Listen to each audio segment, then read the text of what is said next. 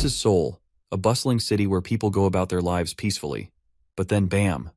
A nuke strikes the city, obliterating everything into smithereens. It's the day of doom for Seoul, and it felt like the end of the world. But what happens next is a story for later. 3 years before that nuke, there was someone who knew a catastrophe was coming. So, that person started preparing for the end of the world in advance, planning to survive whatever was coming.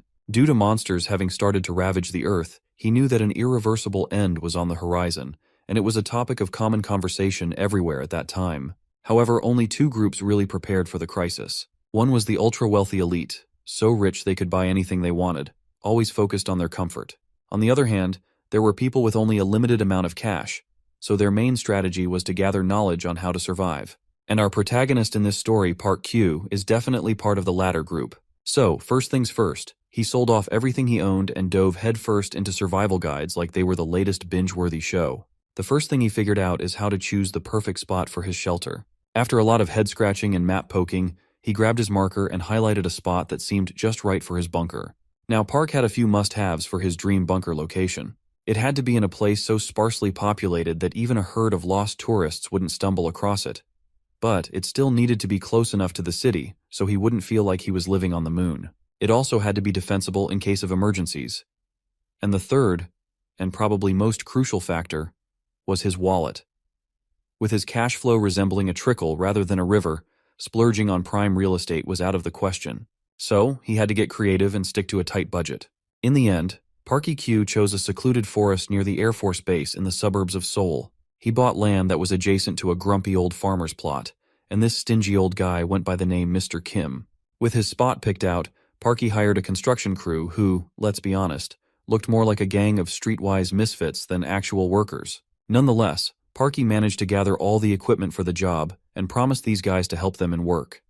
At first, they weren't thrilled about having him join in the work, but after a few drink parties and some good-natured bonding, they ended up getting along just fine. The plan was ready to roll, or so Parky thought.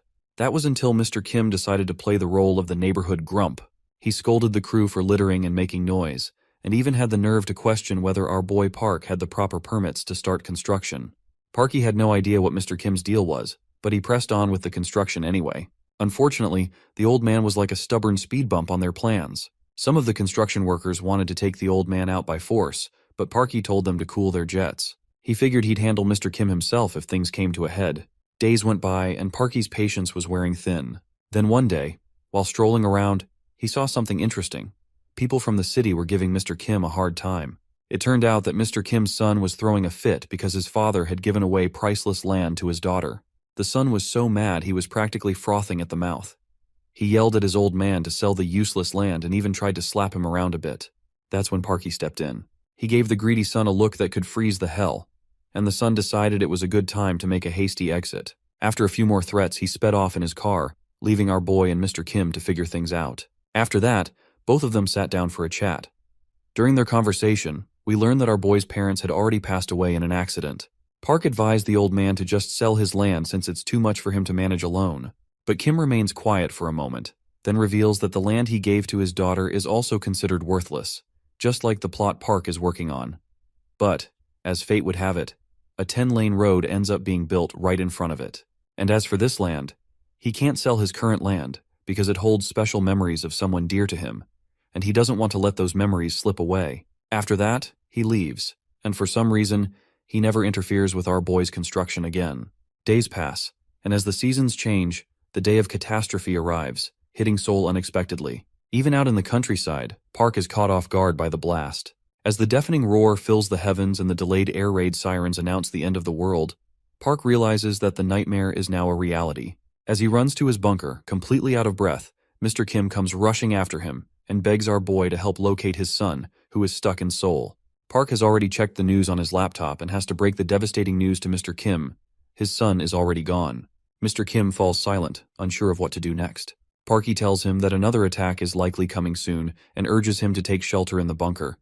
But the old man simply shakes his head and says he's not leaving his home. He turns and walks away, leaving Park to prepare for the impending disaster. The horns blare once again, and the catastrophe hits the city without warning. Inside the bunker, Park receives a phone call from a worker named Wang-Soo Ki. But as he turns on his computer, he sees the man outside with a sharp axe in hand, one of the workers Park had been with. The man seems to be trying to break into the bunker, fighting against Parky to claim it for himself. We then also discover that Mr. Kim took his own life before the catastrophe struck. On the other hand, determined to protect his shelter, Park grabs his axe and prepares to deal with the intruder at his doorstep. He knows that anyone who survived this apocalypse is now a potential enemy. Before we see the showdown between Park and his uninvited enemy, the scene shifts to the past, when Park was still preparing his bunker. One day, Parky goes hunting with Mr. Kim. After taking down their target, the old man proudly boasts about his days in the special forces and the commendations he received for his marksmanship. That's when our boy learns that this old man used to be part of the defense forces, and that hunting rifle he's carrying could be pretty handy in an apocalypse. But he knows it's not enough, which is why he's got his eye on the nearby Air Force base. You see, both Korean and American soldiers are stationed at this base, including hunters who specialize in taking down large monsters. This place is a treasure trove of stockpiled weapons, which is just perfect for surviving an apocalypse. So, Parky has a simple plan in mind. Once the nuke goes off, he'll put on some protective clothing and loot the supplies and weapons from the Air Force base. But before he can go ahead with this plan, he meets Wang-Soo Kim, one of the workers who helped build his bunker. Wang-Soo offers to sell our boy some guns. Turns out, Wang-Soo used to be a gangster in the Chinese mafia. He quit the mafia life and came to Korea to earn some honest money as a laborer. Wang-Soo reveals that many people had died due to attacks by monsters, and nowadays, a lot of people have been spending money on building shelters. Since Parky already has his bunker ready, he knows weapons are the last piece of the puzzle for his future safety. Parky thinks it over and eventually decides to buy some bad boys for himself. When the day of the transaction arrived, we learned that Parky hired a private investigation firm to look into Wang-Soo. It turns out Wang-Soo wasn't just part of any gang, he was with the Shanghai Triads, and he's using his old connections to bring in the goods. The gangster finally shows up and tells Parky to hang tight while his crew brings in the goods. As they wait, Wang-Soo reveals that he has a daughter who just turned 7. He laughs, admitting he has no idea where she gets her troublemaker streak from. And she's quite a handful. Just as they're chatting, the delivery truck arrives. A man unloads a box of weapons, and our boy sees they've got 3 types of 56 assault rifles, 300 rounds of 7.62 ammo, and 3 magazines. Parky grabs one of the rifles and instantly knows these are the real deal. The quality is top-notch, just what he needs to be ready for whatever's coming next. The delivery guys hop back into the truck, and Wang-Soo mutters something in Chinese to his crew, which flies right over Parky's head. The fat man then turns toward our boy, and with a creepy look, he walks up to Parky and asks if he's going to be living alone in that big bunker. The way he says it, Parky can tell he's up to something shady.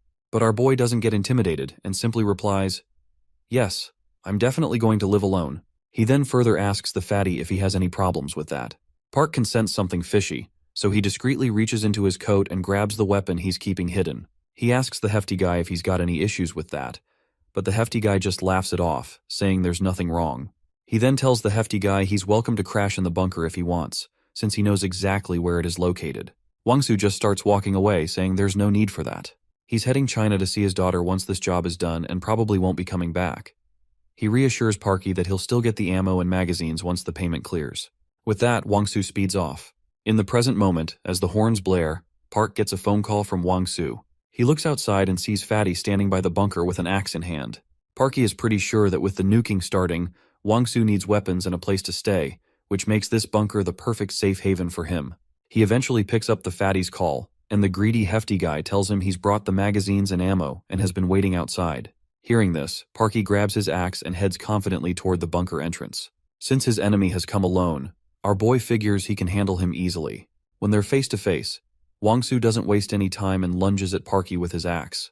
But my guy sidesteps the attack and swings his own axe back in retaliation. That one swing was enough to cut the fatty's throat like a pig, and with a second hit to the head, Wang-Soo turned into a bloody mess. Wang-Soo starts begging for mercy, grabbing Parky's legs and pleading to be let live. But my guy makes it clear that's not happening. Even if he spared Wang-Soo now, the guy would just bleed out until he's out cold. Wang-Soo, seeing the writing on the wall, gives Parky the green light to finish him off. And just like that, Wang-Soo's life comes to an end. Suddenly Wang-Soo's phone rings. Parky quickly squats down, rummages through Fatty's pockets, and pulls out the phone. It's a call from Wang-Soo's daughter in China. He reads her message, where she's asking her dad to come home soon. But before Parky can dwell on the emotions, the sirens start blaring again, and he has no time for pointless feelings. After 29 days of the nuking, radiation levels are through the roof.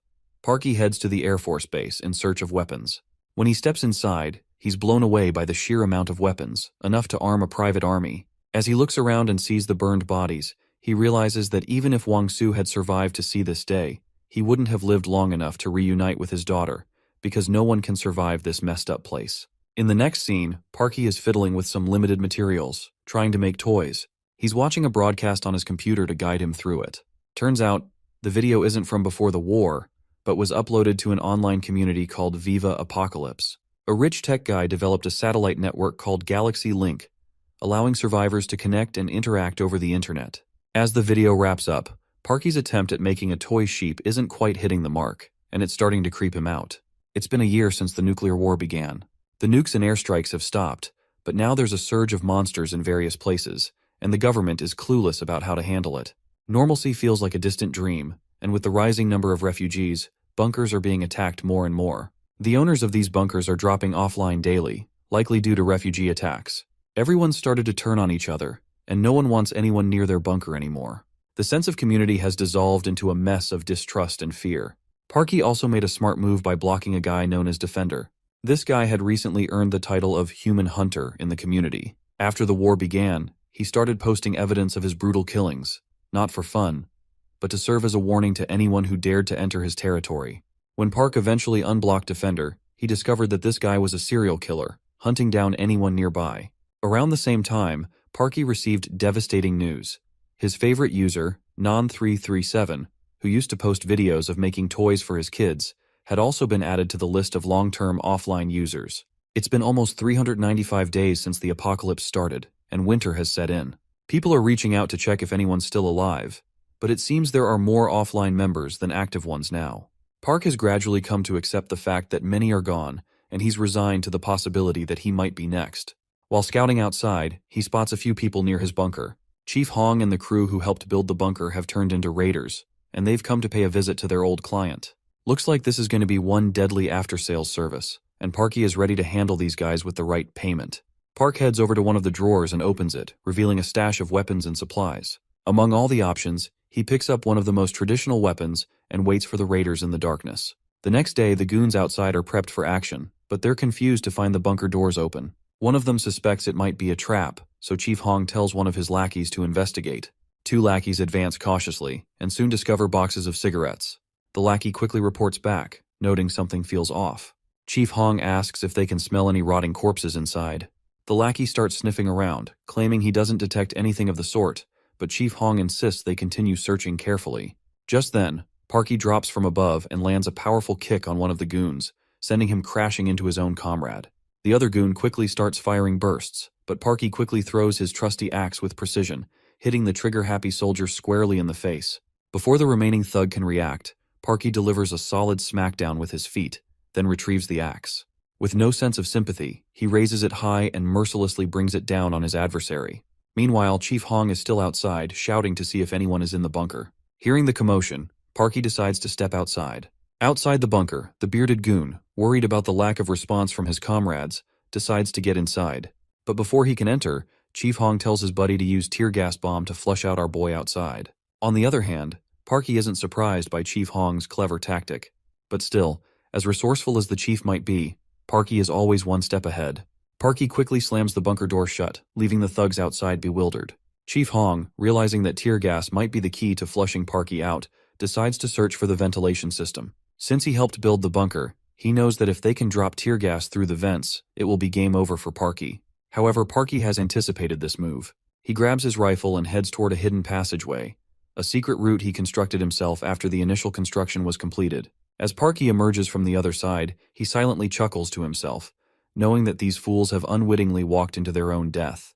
Meanwhile, the goons are busy tossing tear gas canisters into the bunker, but they're met with silence. Just as they prepare to launch another round, Parky opens fire with a barrage of bullets, taking out the bearded goon with a precise headshot. Seeing his friends dropping down like flies, Chief quickly raises his hands and surrenders before a bullet drills a hole in his head. Our boy quickly asks how many of them are still around, and Chief admits he's the last one alive. But instead of easing up, our guy just presses the barrel of the gun against Chief's head. Chief freaks out after seeing that thick barrel, insisting he's telling the truth and that there were a total of 5 people, including him. After a while, Parky makes this guy haul his friends' dead bodies into the truck. That's when Parky spots something and reaches into the truck to grab a sheep toy.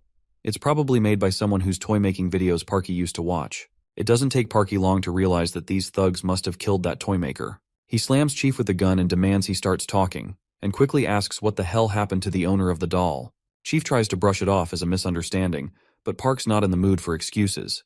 He smacks Chief again, hard. Terrified, Chief starts babbling like a cornered animal, saying he didn't kill anyone. He insists there was only one guy there, and that they didn't even kill him.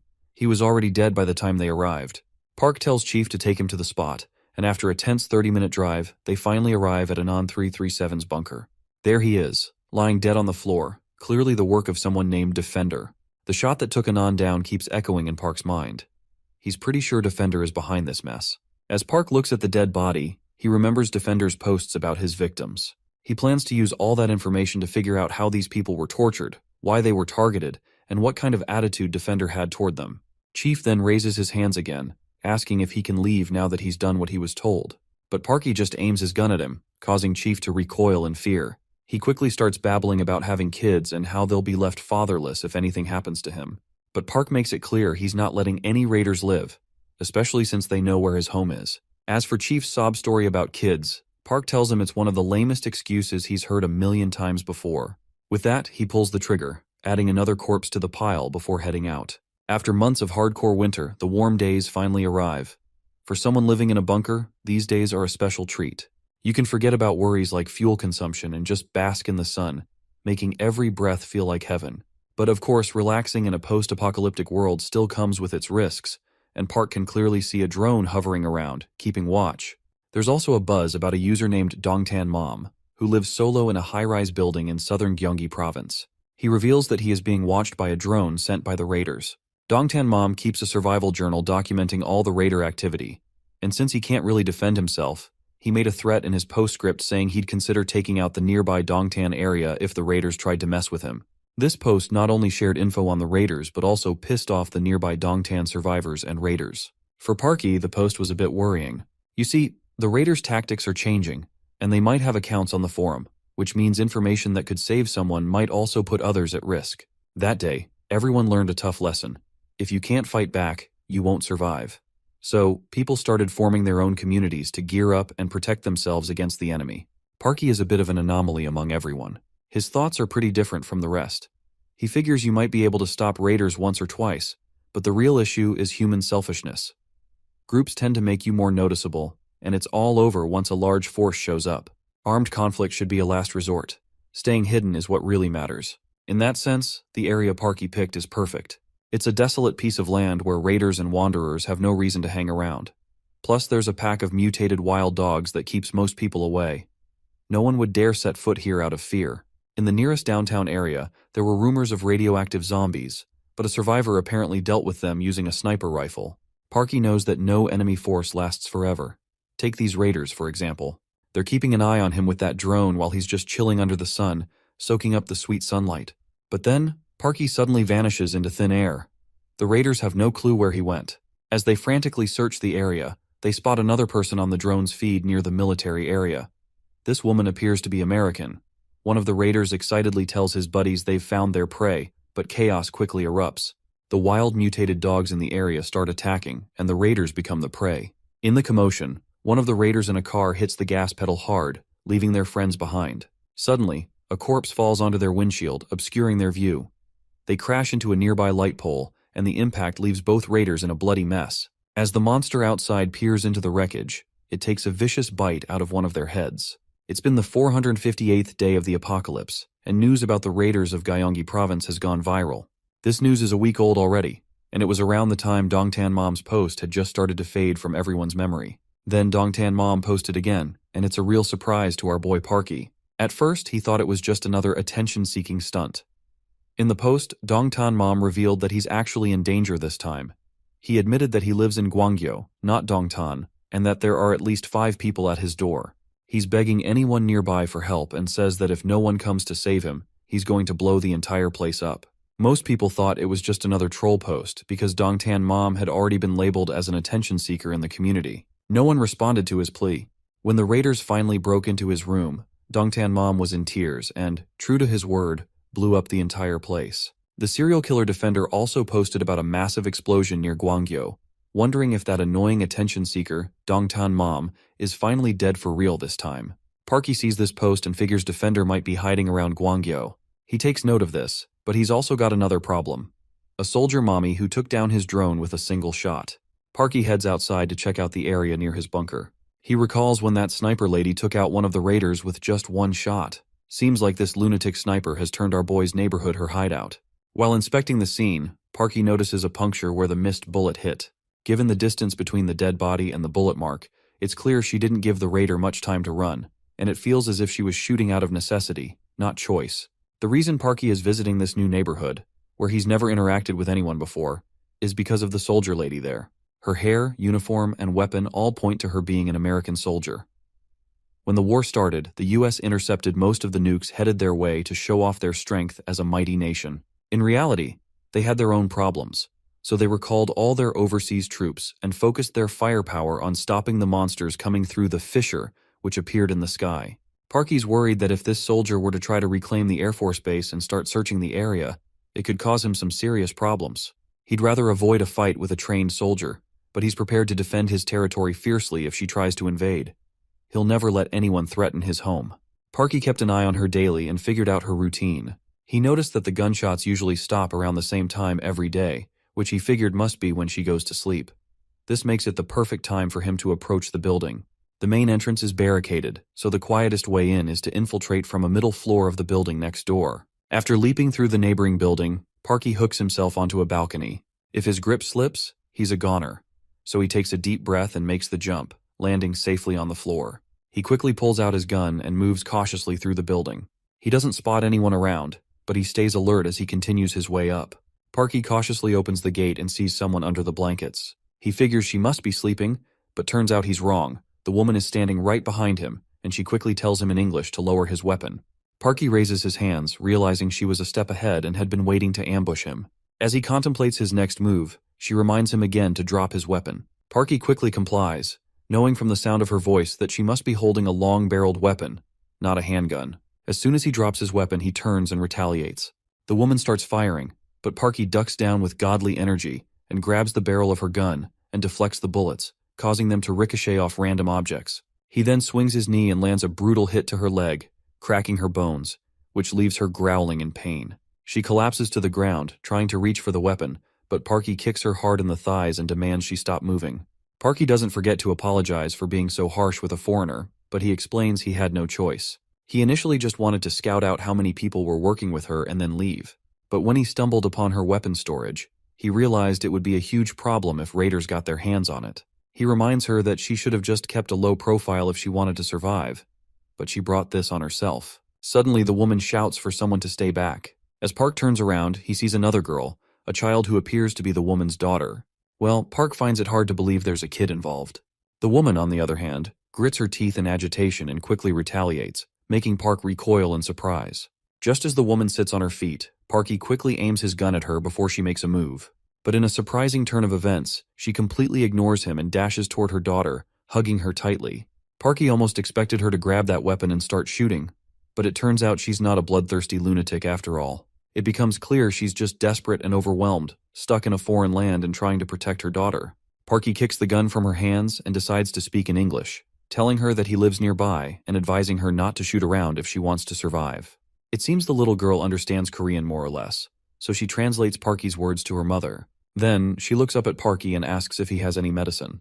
The woman lifts her pant leg to reveal a wound, and Parky finally understands why her movements were so slow. He tosses her some anti-inflammatory drugs, and tells her that this medicine is compensation for invading her territory. The woman looks at the medicine and says she needs something stronger to make her forget her pain, but Park tells her that this is all he has got, and she should not really be on drugs at all. He then points to the girl and asks if she can actually speak Korean. From that day on, Parky starts giving the mother and daughter skimmed milk and painkillers at a rendezvous point. Over the past few days, the sound of gunfire has noticeably increased. Judging by the one-sided shooting, it doesn't seem like a battle but rather a high frequency of gunshots. The way she desperately asked for the drugs made Parky sure she's reached her breaking point. He suspects those gunshots might not be about keeping invaders away, but a sign of the madness she's enduring. Suddenly, Parky sees a flash of light from the building where the mother and daughter are staying. It looks like Morse code, and he figures it's an invitation to meet. He heads over and soon finds the girl, who tells him her mother has fallen sick. When Parky follows her up to the building, he's hit with an unexpected sight. The woman has decked out the place with all kinds of stereotypical American stuff. Looks like to fight off her pain, she's found some comfort in these items. When Parky checks her wound, he realizes she's been constantly attacked by raiders drawn to the gunfire, which kept her from properly treating her leg. After Parky patches up the mother, she and her daughter quickly hug each other. The mother reveals that she wants to stay in touch with friends and family, but is so far from home that even thinking about chatting with them feels impossible. Tears fall as her daughter tries to offer comfort, and the woman asks Parky if he has the strong drugs she needs. Parky stays silent, reflecting on how she looks like a vulnerable mother desperately trying to protect her child. He bluntly refuses to give her any drugs, telling her that escaping reality won't help. Instead, he offers to help by reducing the number of problems she's dealing with, but he'll need to borrow some of her weapons. One fateful day when rain is pouring heavily, Parky chooses this day to take action. The rain lowers visibility, and the cold weather makes people huddle together, making them easier targets. He takes a look at the raiders' weapons and sees they have a lot of RPG rounds and a numerical advantage. But Parky is not stressing it, and before anyone can react, he fires an RPG missile, taking out a man with a single shot. Panic erupts among the raiders as they scatter, desperately running for their lives. Parky takes advantage of the chaos, shooting them down left and right like a madman, turning their once happy night into a bloody, chaotic mess. He keeps up the relentless shooting until someone finally returns fire. Thankfully, the bullet whizzes past his belly without even grazing him. As the raiders start bombarding the area with bullets, Parky quickly vanishes. They're completely clueless about what's going on, thinking they're being ambushed by many people, when in reality, just one person is taking them apart. Then bam, another soldier's down, and soon after, another one takes a bullet right to the face. Parky steps out of the shadows and tells the scared raider that while light might seem safe, it actually makes everyone an easy target.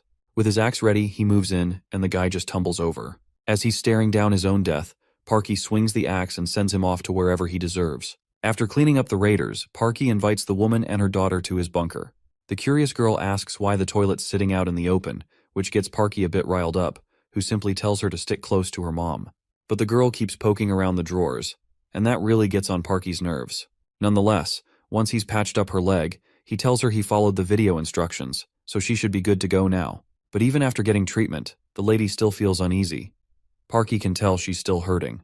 While he's patched up her physical wounds, there's no easy fix for a broken heart. That's when his eyes land on his laptop, and he remembers there's one thing he can do to help her heal emotionally. You see, he's got the social media of this apocalyptic era, and he tells her to check it out. The lady asks what it is, and if it's even connected to the outside world. Parky explains it's the Viva Apocalypse English forum, and assures her it is indeed connected. She quickly starts typing, and when she gets a response back, she lights up with joy at finally talking to someone American.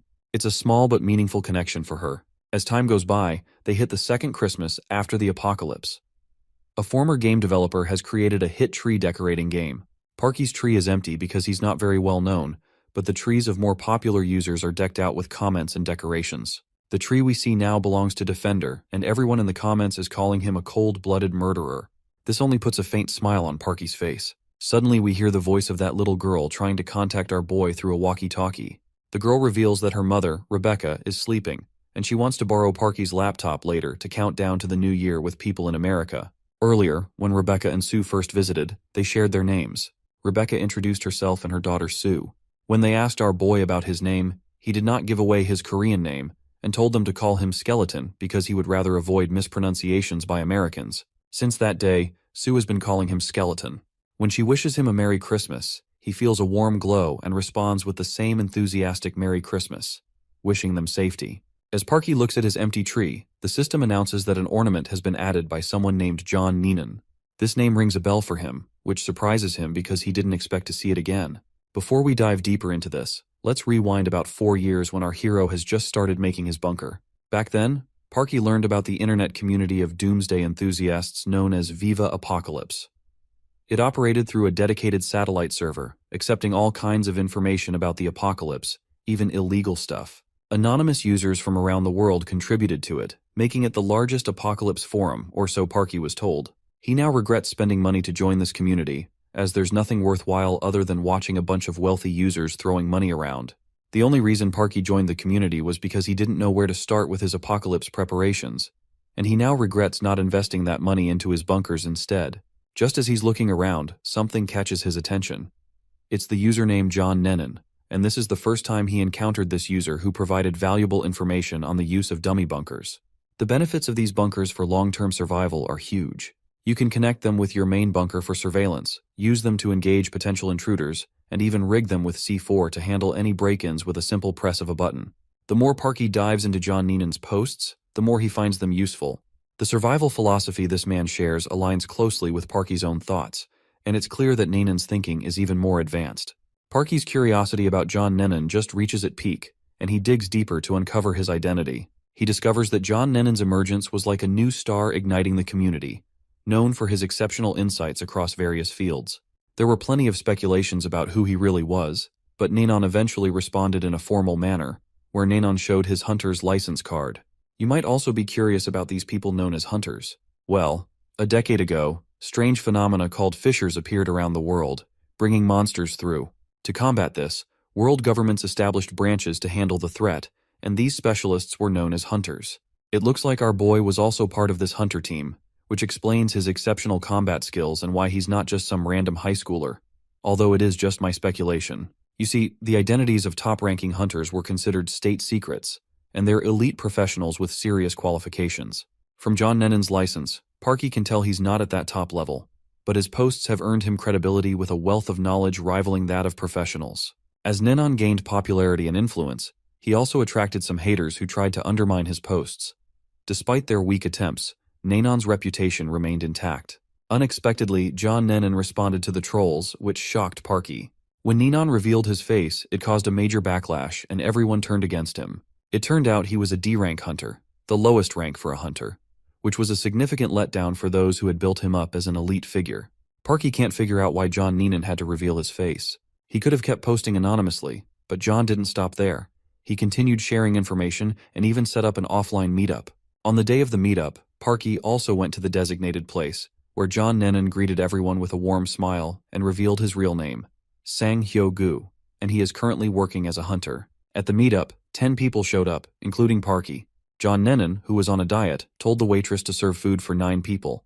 However, the waitress insisted he had to eat if he was sitting there, so he ended up with 10 servings. When the food arrived, everyone had a good time. Despite his diet claims, John Nennan ate and drank as if he hadn't had a proper meal in days. It wasn't long before the older and wealthier attendees left with disappointed faces, probably because of his lack of professionalism.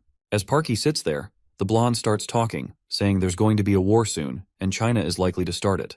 He explains that there are too many fissures for the world to handle right now, along with a lot of internal conflict. The higher-ups are saying it's out of control. Seems like our boy is just plain disappointed to hear this, because the information John Nennan shared was something people could have figured out, even if they weren't hunters, and it was almost half a year behind. The blonde then asks everyone to introduce themselves. Parky introduces himself as Skeleton. When the blonde asks about Parky's progress on bunker construction, our boy explains that he's run into some trouble and is finding it hard to get a trustworthy company to install a fuel tank. The blonde agrees, saying it's true and hard to find a reliable one. He admits he can't think of anyone off the top of his head either. Parky didn't expect him to know anyone, given his lack of skills and connections. But Parky is shocked when the blonde offers to help look into it for him. John confidently declared that he could find someone to help with the fuel tank issue if he made a few calls. He quickly dialed a number and reached out to his boss, asking if they knew anyone who worked with fuel tanks. Sure enough, Park found himself with fuel tanks installed in his bunker, all thanks to John's unexpected help. Despite the terrible first impression, Park was surprised to find John to be quite a useful guy. With only 401 days left before the apocalypse began, John's offline meetups continued to grow, attracting larger crowds. The last meetup Park attended had around 90 people, but as the numbers increased, the conversations became less relevant, so Park decided to stop attending. However, John took Park aside for a private chat before our boy could leave. After much effort, the blonde finally asked, "Are you a hunter by any chance?" He revealed that he had seen our boy somewhere before and was curious if he might be a hunter. At first, Parky decides to dance around the question, but eventually he confirms that he's a hunter. As soon as John Nennan hears this, he vanishes without saying a word. The crowd starts gathering around John, reminding him that even reporters are waiting to interview him. As they're trying to push him in, the reporter shows up, and the whole crowd shuffles John inside with them. Parky watches John disappear with the crowd, and this is the last time he'll see him in person. After that, John's popularity explodes. He becomes a big deal on shows as a doomsday expert, and even starts his own consulting agency for doomsday preparations. Viva Apocalypse was key to his success, and he became a prominent figure in the community, with many treating him like a guru. Owen Ninan's fame came with its own set of problems. Despite his rising popularity, he faced intense scrutiny from the forum's armchair detectives and cyber experts, who dug into his background and accused him of plagiarizing from the Euroboard. As a result, John's carefully constructed persona was shattered, and he quickly became a pariah within the community. The once admired figure fell from grace, his reputation dismantled by the very people who had once revered him. Rather than fight the allegations, John posted a short but infamous reply that would become legendary within the Viva Apocalypse community. In true degenerate Discord user fashion, he simply replied with, "Your mom." And that's how the tragic end of the famous John Nennan came about. Now we're back in the present, where our guy is still staring at his Christmas tree. All the accusations against John Ninan have mostly faded since the nukes dropped, but he's still curious why John is trying to connect with him. He wonders if there might be an imposter, but there's still a chance it could be the real John Nennan. To figure out what's going on, he reaches out to one of the former game developers who turned hacker, asking if he could shed some light on the person who left the message on his tree. After asking his question, he waits for a while for a response. When the reply finally comes, Fox Games asks if he recognizes the name 180C.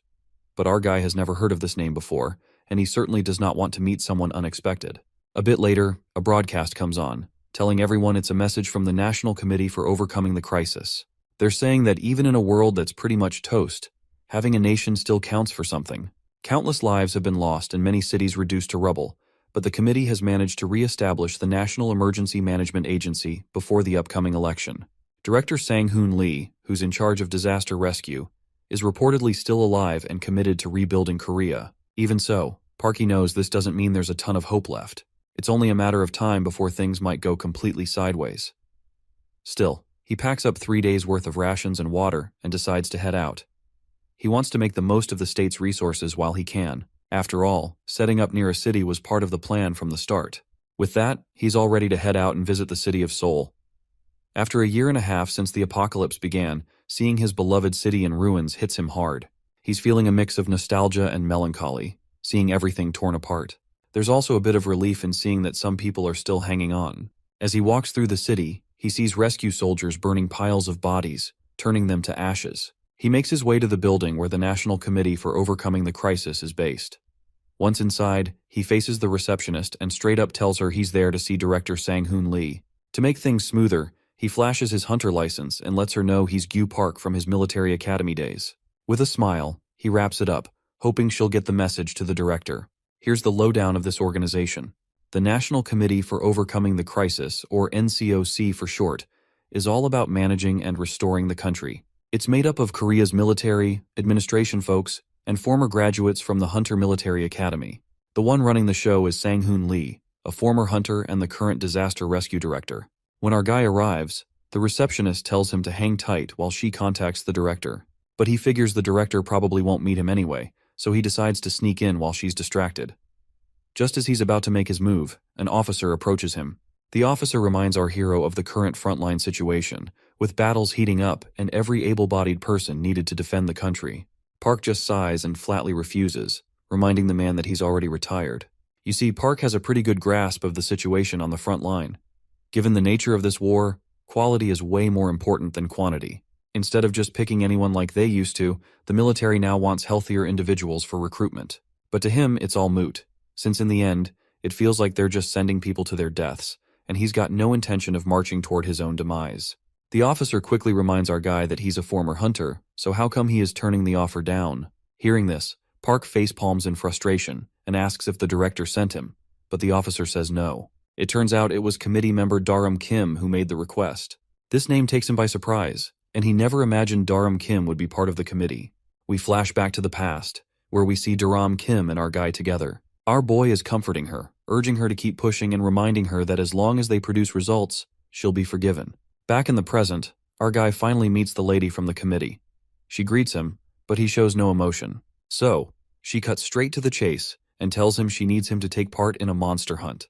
Parky sticks to his guns, but the lady asks if he's really in a position to refuse given the current state of the world. He reminds her that they had previously agreed never to serve again. She then drops the bomb that this request also comes from director Sang-hoon Lee. Parky's interest is piqued, and he asks why. The lady explains that Sang-hoon holds no grudge against him and is too busy dealing with other things to worry about staff shortage. She's sure our boy is well aware of the front line's daily struggles. Parky, of course, knows exactly what's going on out there, maybe even more than he'd like, and this just makes him sad. The lady apologizes for bringing up such harsh memories, and then asks if Parky has heard of the Tempest Group. She explains that Chairman Poncho J has mobilized his employees and created Tempest Group to tackle the monster problem, but unfortunately, they still don't have enough manpower. They've requested her help, but she's already stretched too thin and doesn't have anyone else to spare. She tells him straight up to just go there and put on an act. If he does that, she promises she'll make sure he doesn't get sent to the front lines as long as she's around. Parky quickly agrees, and as he looks deep into her eyes, he notices that while everyone else seems to have changed, she somehow remains the same as ever. He tells her he'll be in touch again. Meanwhile, there's a buzz in the community about what will happen to the chaebols if the world collapses. A chaebol is a large, family-controlled industrial conglomerate in South Korea. It's a topic any Korean would be curious about what they are going to do with their wealth in this messed-up world. Well, everyone's curious questions has been answered when the hideout of Seokju Group chairman Park Cheol-ju has been found, and it turns out they built an entire ecosystem within the walls. Their choice was clear: to live a peaceful life. Parky finds it fascinating that with assets in the trillions, you can definitely pull off something like this. Abandoning the group and status built over a lifetime to protect one's life and loved ones is a rational choice in a collapsed world. Most conglomerates did the same, but as always, some people chose a different path. And Chairman Poncho J is one of those rich people who does not want to abandon their employees and his factory, which is why he established this group known as Tempest Group. Our boy's job with the Tempest Group is set for a month after his meeting with Daram Kim. The Tempest headquarters, designed and built by world-class British architects, was unfortunately halted by nuclear explosions and power cuts. Because of this, he has to take a cramped elevator to the 55th floor, and the crisp, cold air is killing him. When Parky arrives outside the executive boardroom, he reflects on how, back in the day, this was a place only the elite were allowed to enter. As he steps into the room, he notices everyone seated as usual, and Chairman Poncho J doesn't even bother to turn around. A guy in glasses approaches Parky and reveals that he knows Parky used to be a hunter. Our boy greets him promptly, and the man cuts straight to the chase, asking about Parky's rank. Our clueless guy is a bit taken aback to see how this man did not even bother with the formalities. Nonetheless, Park claims he was a D-rank hunter. The man in glasses then probes into Parky's past experiences, and Parky just told everything from his imagination, because most of his records were destroyed anyway, so no one can tell if he is lying. After the man finishes profiling Parky, he tells him to wait outside. And for now, all he has to do is play along and blend in, just as Daram told him to do so. Just then, a woman approaches Parky and says she's heard he's a hunter. She asks if that's true. When Parky confirms, she explains that a group of zombies has appeared near a factory run by the Tempest Group. They gathered some people to respond, but there's only so much non-professionals can handle. So, they requested military support from the committee. Unfortunately, most of the people protecting the factory died. She finds it ironic that, even in such a dire situation, people are sacrificed for the company's sake. She wonders what kind of glory they think they'll gain from company loyalty in a ruined world. To her, it seems like they've lost their minds. She grabs his hands and reveals that her father, Chang Soo-ji, is still at the factory and begs him to save him. She promises to repay him in any way she can, just as long as he brings her father back. Just then, the man in glasses calls Parky over and tells him to follow. When Parky asks where they're going, the man simply says he'll find out soon enough. Before he follows, Parky agrees to help her and tells her he'll do his best, though he cautions her not to expect miracles since hunters aren't gods. Man, it was all good until our boy was alone in the bunker surviving. I don't really like this political stuff. Let me know what you think so far. Also, there are shit-ton time jumps which also might be confusing. Parky reflects on how heavily Korea's economy relies on its sea routes. Some companies have managed to hang on, but their downfall seems inevitable due to the monsters, and the Tempest Group is no exception. He's impressed by their armory, which includes 3.5th generation tanks.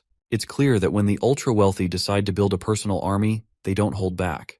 As Parky takes in the impressive setup, a guy approaches and salutes his seniors. This newcomer introduces himself as Sang-min Park, a former hunter and a member of Congress who will oversee the operation.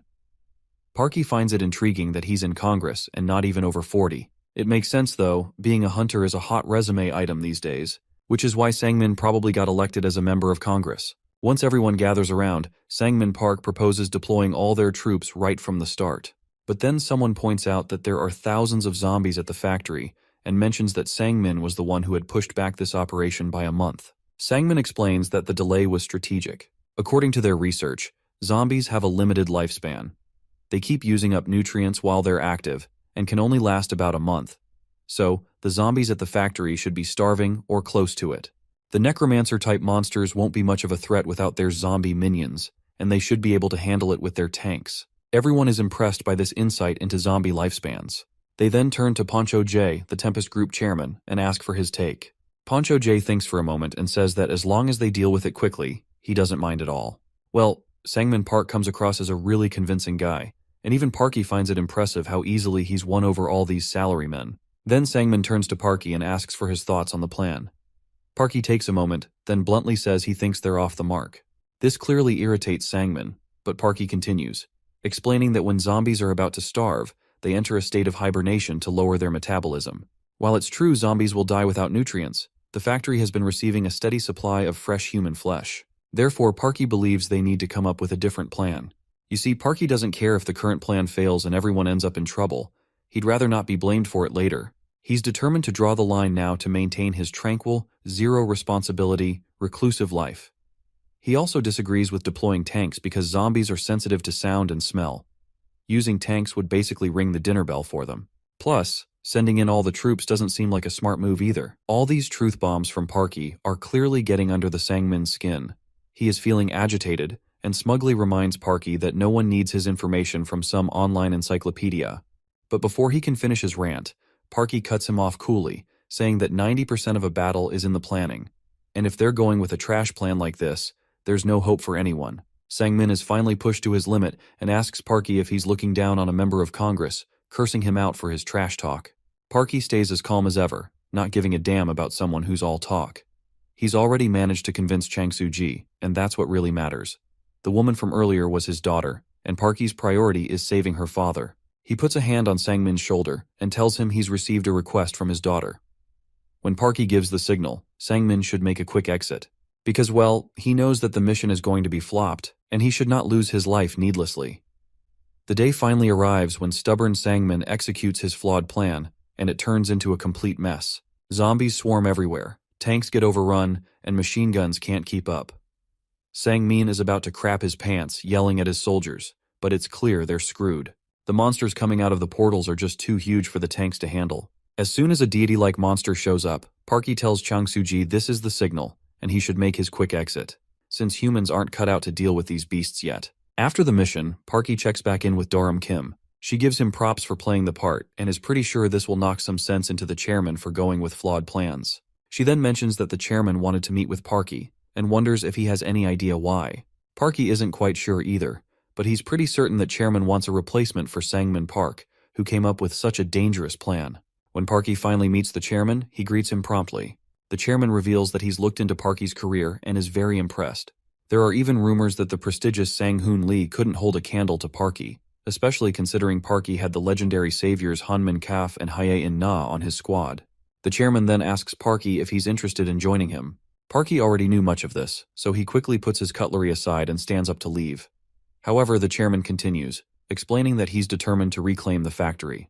Despite being born out of wedlock and having little chance of inheriting the company, he managed to do so. Even though everyone keeps telling him that the world is in ruins and that it's all pointless, he feels it's time to take up the challenge again for the future of his hundreds of employees and their families.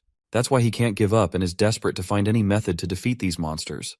Parky can see where the chairman's strong spirit comes from and how he's been able to lead his people despite the odds. Even someone as emotionally detached as Parky can feel the impact of such determination. So, despite knowing that things might not end well, Parky agrees to help. In the end, the Tempest Group's factory mission fails, but Parky is relieved to see that Changsu-ji, the father he promised to save, is not among the casualties. This confirms that the daughter's plea was not in vain. Although the Tempest Group as a whole was not entirely a failure in their mission, the chairman, Poncho J, managed to reunite with his employees after becoming a zombie. In a time when many wealthy individuals have abandoned their responsibilities and retreated behind fortified walls, Poncho J's efforts stand out. He has led those who still believe in him and continues to guide them, even in the midst of a world where he and his employees have turned into zombies. Well, that was kinda ironic. In the next scene, we see a lady feeding some cute kittens breadcrumbs. Parky spots this and quickly tells her to stop, saying it could be dangerous.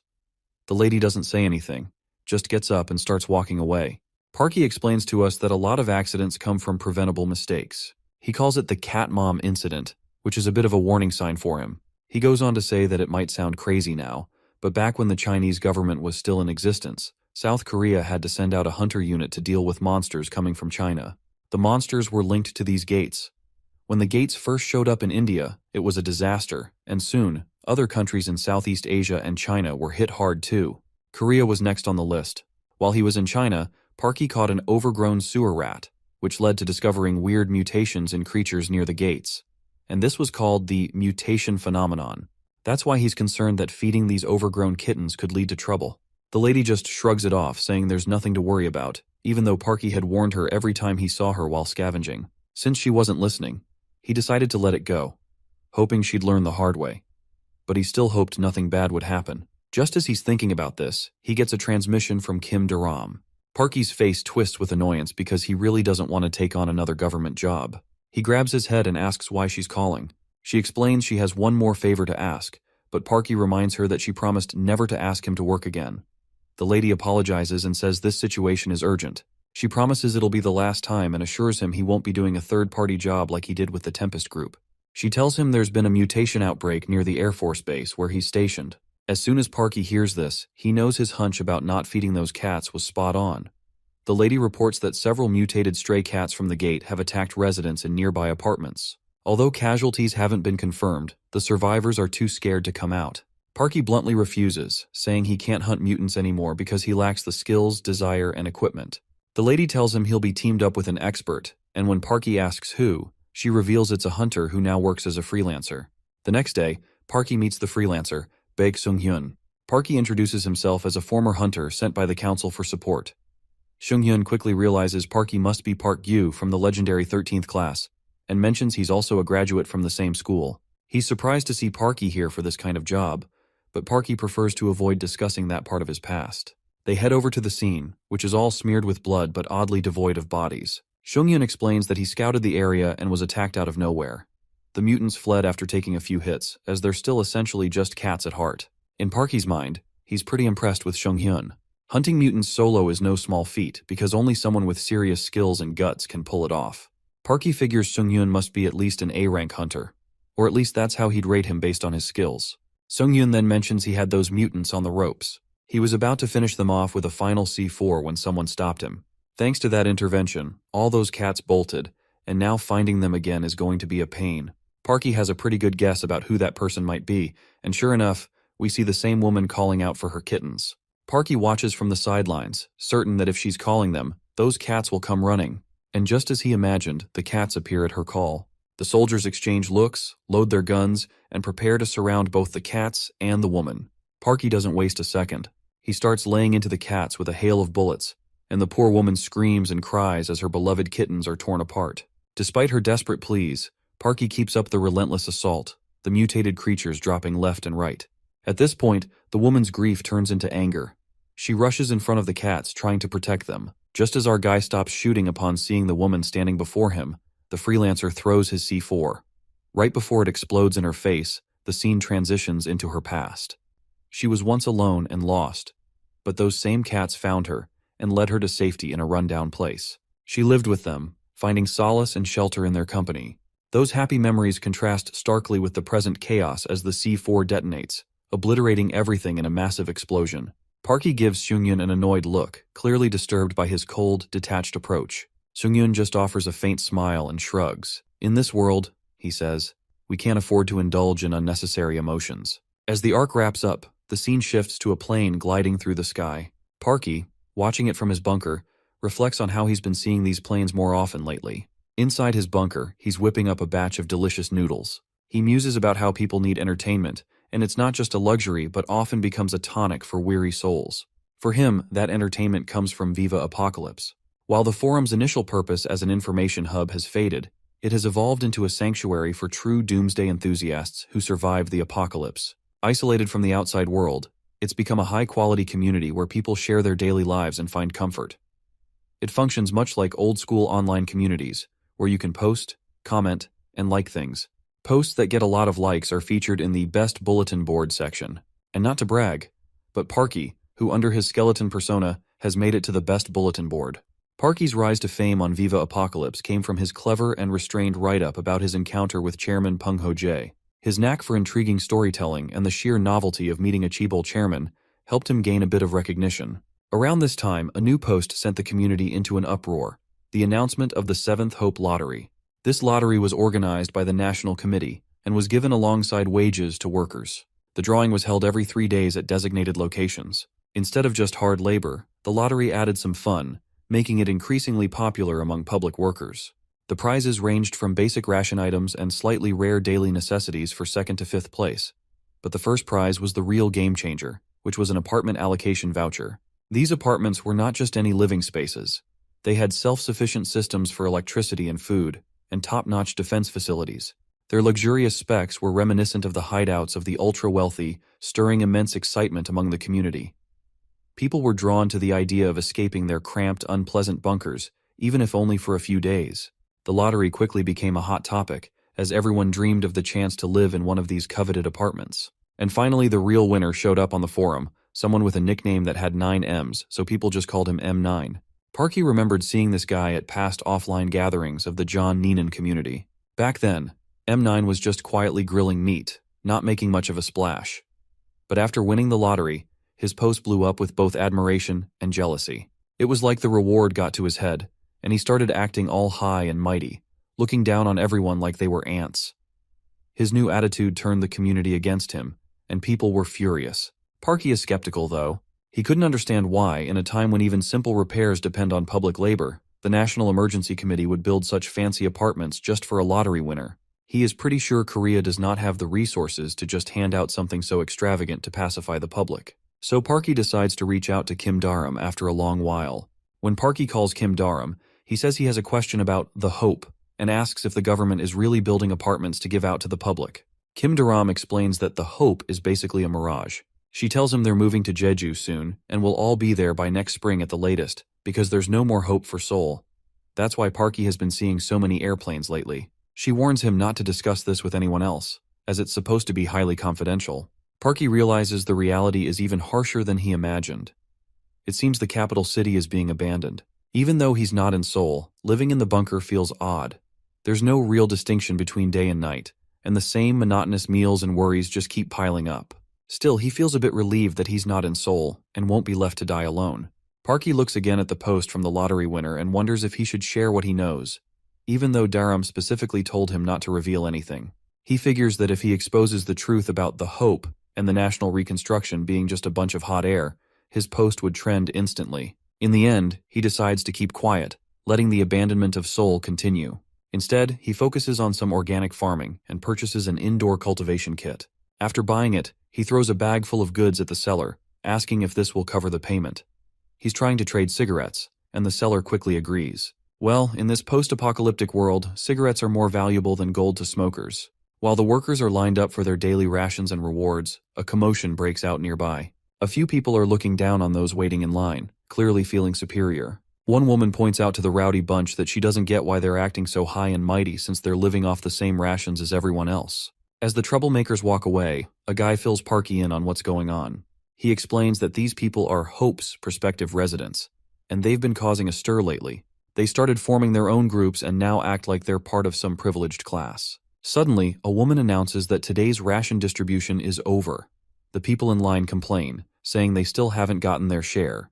The lady sternly tells them to leave because the allocated distribution for each region has been cut.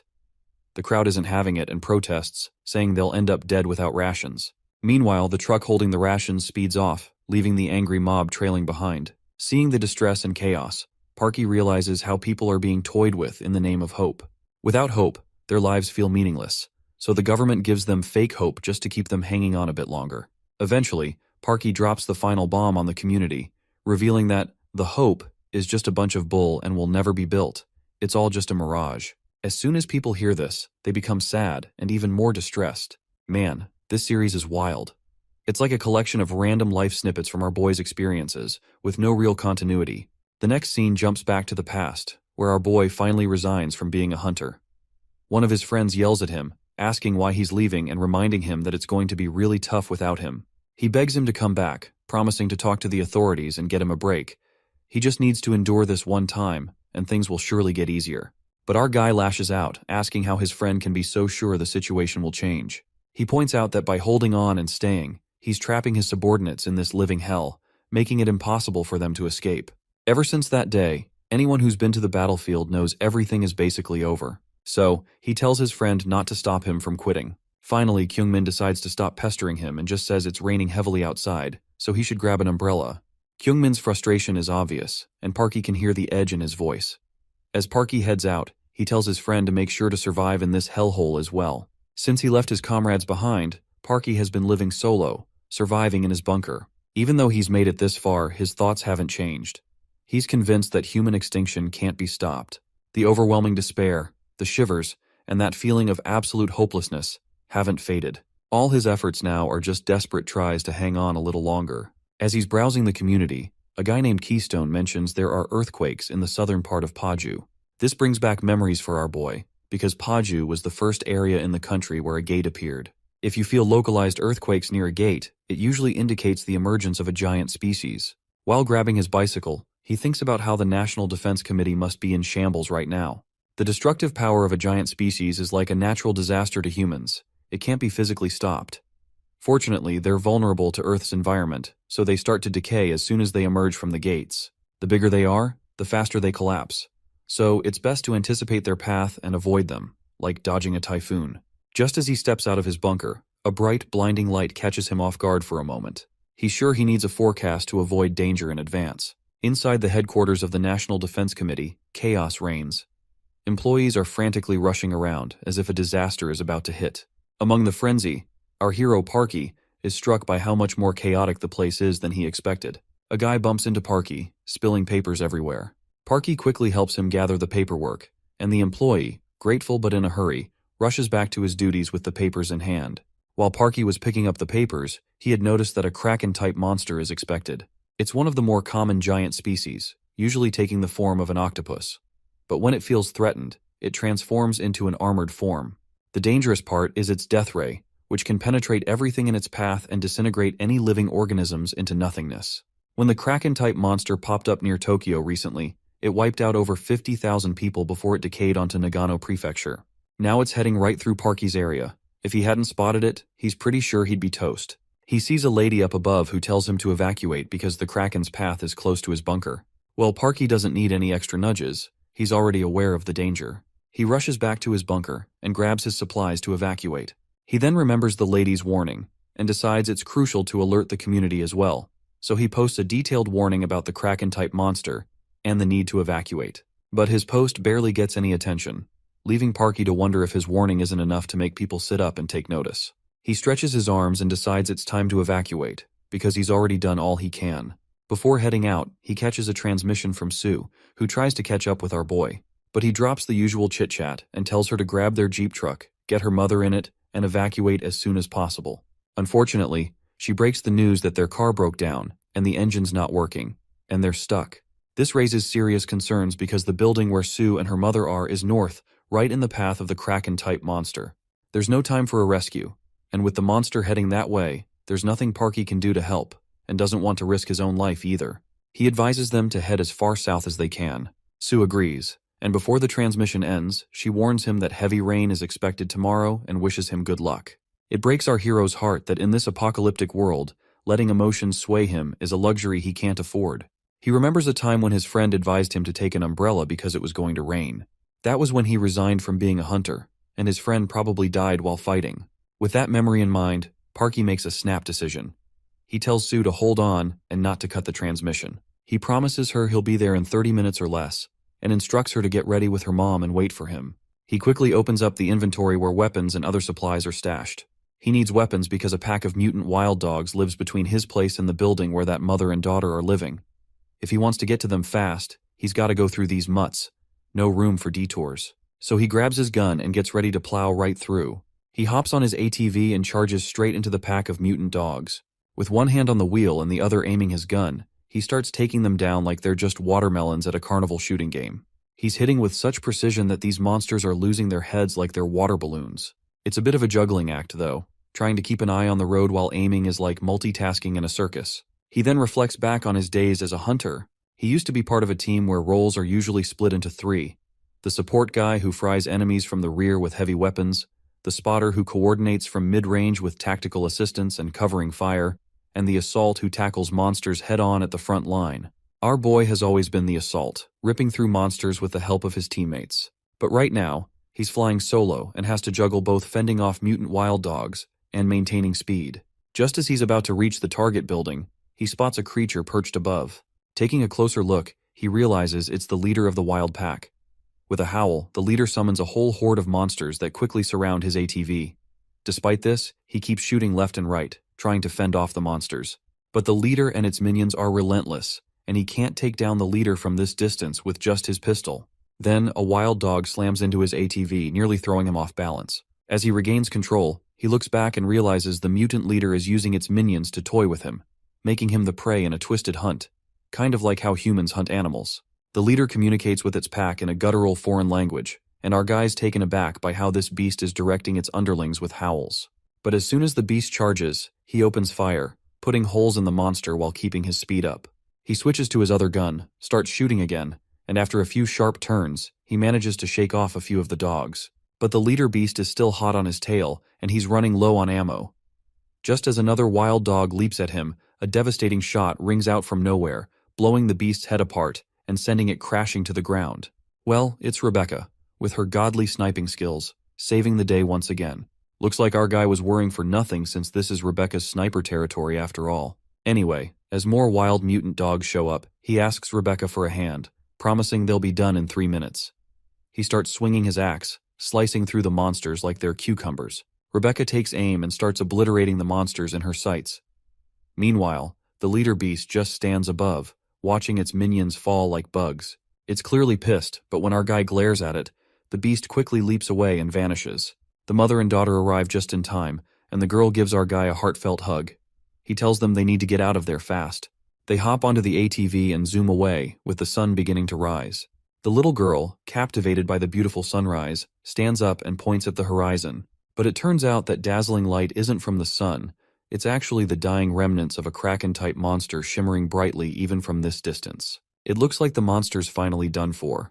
To celebrate, our guy tells the mother and daughter to pose for a photo, and he snaps a great selfie with the monster dying in the background. While our boy is busy clicking photos, someone else is also taking pictures of him. And there is also a woman along with this man. But before we can figure out who this mysterious person is, the scene switches back into Parky's bunker, where we see our boy has posted that photo of mother and daughter into the community feed, and he starts getting a ton of likes and some pretty nice comments. Then, he notices a notification from this serial killer defender, who apparently has made another post of his victim he has killed. Parky curiously clicks on the post to see who the defender's taken down this time. Turns out it's a kraken dying, and one hand in the photo looks oddly familiar. Well, it finally clicks in our boy's mind that this is the same spot where he took that cute photo of the mother and daughter, and the hand in the kraken's picture belongs to the little girl, Sue. Right then, he gets a message from the defender. When he opens it, he sees a photo of himself, which was taken without him noticing. The defender asks if that's actually Parky in the photo. Parky quickly pieces things together. Given the defender's old posts, he probably lives near Gwangyo, so it's likely just a coincidence they crossed paths. After thinking it over, Parky decides to deny it and tells the defender that the person in the photo isn't him. The defender tells Parky to stop lying and claims they've seen everything already. They thank him for the kraken warning, which helped them survive, and then they ask if Parky wants to be friends. We don't know yet if the defender is a guy or a girl, but we'll just assume it's a dude for now, until we get the scoop. Parky figures the defender must have caught his kraken post, even though it barely had any views. Looks like one of those views was from the defender. Parky then hears a transmission from Rebecca and asks what's up. She reveals that a lot of people are entering into their territory. Hearing this, Parky tells her to be careful, and cuts the transmission. Well, it's no surprise to him that unwanted guests have started to enter their territory. You see, after a tough battle with the mutant dog leader last time, the dog pack is significantly weakened and can't effectively block the refugees from reaching Parky's hideout. But that's not even the main problem right now. The real issue is that these folks are camping right next to the generator's exhaust vent, which is the last place Parky wants them to be. The heart of Parky's bunker is the diesel generator, known as the skeleton heart. It's a massive piece of machinery that takes up an entire underground floor and has an enormous power output. But it also pumps out a lot of exhaust. A house with smoke rising from its chimney suggests someone's cooking inside. If Parky runs the generator and the exhaust starts billowing out, the refugees will discover the location of his bunker. But if he turns off the skeleton heart, the bunker's power and the home-like comfort it provides will vanish. In the sweltering pre-summer heat, if the food in the freezer thaws and spoils, it'll wreck his carefully laid survival plans.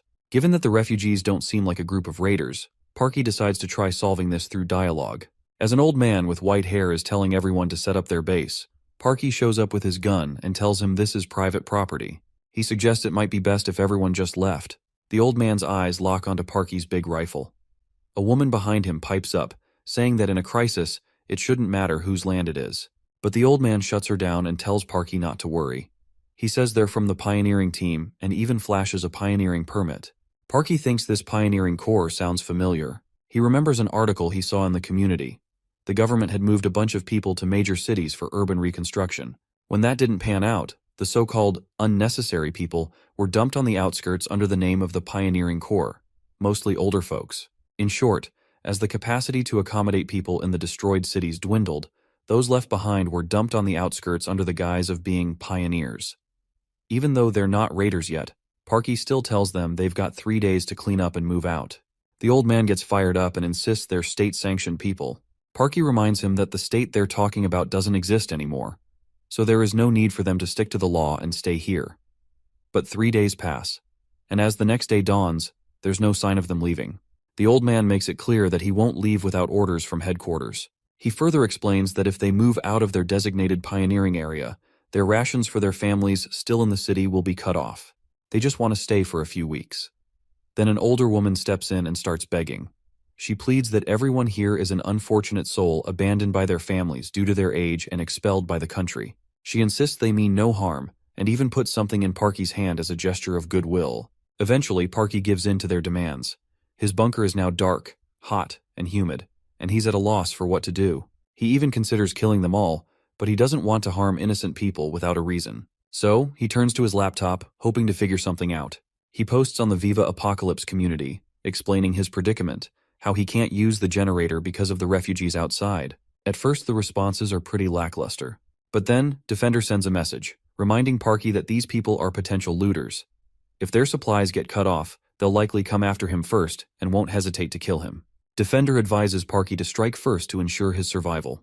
Parky isn't too surprised by this response, because it's pretty typical from someone like Defender. But as much as he hates to admit it, he somewhat agrees with Defender. Still, he'll have to keep an eye on them a bit longer before taking any action. A few days later, Parky meets up with a guy from the forum. While they're chatting, Parky explains that this guy is Kyle Dose, one of the rare normal users of Vivia Apocalypse. Kyle mentions he found something interesting in a nearby mountain, so Parky decides to check it out. When they finally reach the spot, Kyle points to a tank-like thing. It doesn't take Parky long to recognize it as a capsule, or as he puts it, this thing is their egg. We are still in the dark about who this egg actually belongs to, and the chapter ends abruptly on this weird note.